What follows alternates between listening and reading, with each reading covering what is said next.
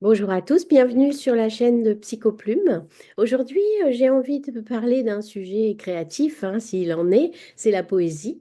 Mais je vais vous en parler du point de vue de Psychoplume, c'est-à-dire en s'interrogeant sur le bienfait que ça peut apporter sur le plan psychologique d'écrire de la poésie. Et donc, alors il est évident qu'écrire de la poésie nous emmène sur le terrain des émotions, des sensations, de la recherche de ce qui va nous toucher. Et donc, c'est éminemment un bienfait psychologique. Je vais parler dans cette vidéo de la poésie libre, c'est-à-dire sans être sur une recherche de rimes, de vers, vraiment d'être sur la poésie libre, donc en étant moins sur des aspects techniques, mais en essayant de laisser advenir ce que nous avons en nous à un moment et de l'exprimer. Finalement, la poésie libre n'a qu'une seule règle, c'est de suivre son propre rythme. Et vous pouvez tout à fait intercaler des vers courts, des vers longs. Vous pouvez utiliser les mots que vous souhaitez. Vous n'avez pas besoin de vous soucier des rimes ni du nombre de mètres d'un vers. Donc vous allez pouvoir l'utiliser vraiment pour aller au cœur de vos émotions, pour exprimer ce que vous avez vu sur le cœur avec les mots qui sont les vôtres, avec les mots que vous avez envie de poser là dans ce texte. Et donc, c'est éminemment intéressant et ça fait beaucoup de bien d'aller vers cette écriture d'un texte libre, mais qui soit poétique. Vous allez comme ça pouvoir créer un espace pour vous, vous allez pouvoir exprimer vos émotions et donc à partir de là, je vous donne dans mon article de blog sur la poésie que je vous mets en description des techniques pour essayer de faciliter cette entrée dans la poésie, dans l'écriture de poésie. Mais vous pouvez, voilà, vous aller vers ce que vous ressentez. Et alors, qu'est-ce qui va faire que ça va être finalement un objet poétique, ce texte?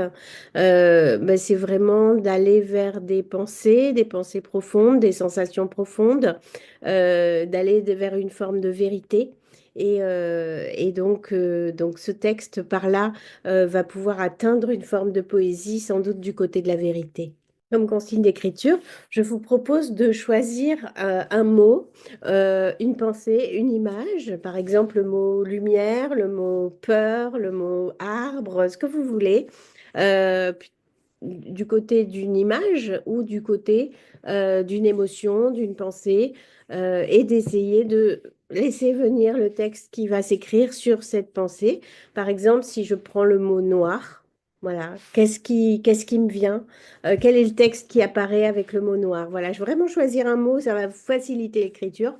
Et du coup, explorer un peu ce qu'il en sort. Vous pouvez poster sous cette vidéo si vous le souhaitez vos textes ou simplement faire part de vos expériences dans l'écriture de la poésie.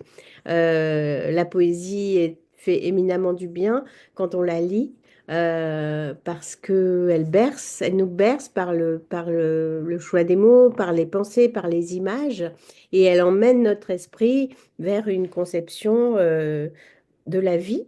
Et dans l'écriture, de la même façon, vous allez pouvoir accéder à des choses assez profondes en écrivant de la poésie. Donc vraiment, je vous conseille, pour commencer, si vous n'en avez pas l'habitude, de prendre un mot, de prendre une image pour essayer de tourner autour et de voir ce qu'il en ressort. Qu'est-ce que la poésie? C'est vraiment une rencontre avec un texte qui va nous livrer des pensées, des émotions, une vision de la vie, une représentation du monde, une représentation des sentiments.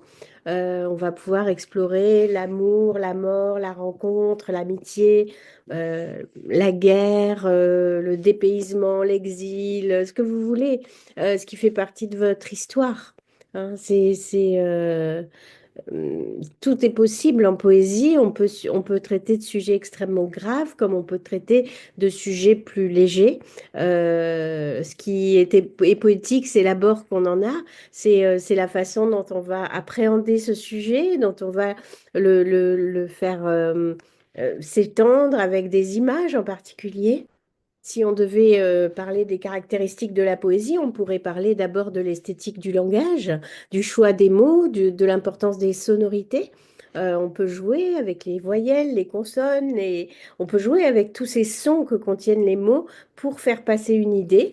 Alors évidemment, quand on travaille sur un poème avec des rimes ou avec une métrique, on va jouer beaucoup avec ces sonorités, mais même sur un texte libre, on peut tout à fait jouer avec les sonorités. On peut répéter un mot, une consonne, une syllabe, on peut jouer avec tout ça. Bien sûr, ce qui caractérise aussi une certaine forme de poésie, c'est la musicalité.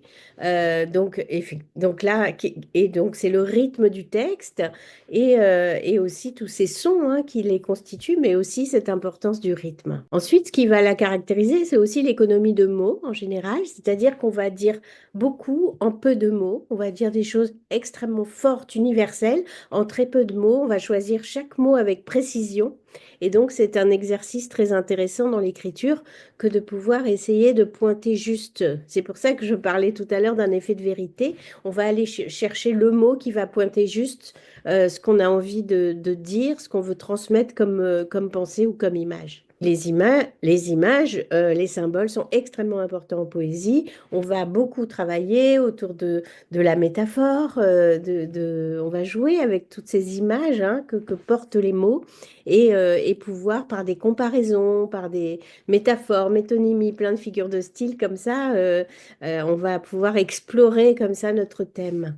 Le poème libre nous donne une liberté créative énorme, hein, à la différence du sonnet ou du haïku, où il y a des règles assez précises.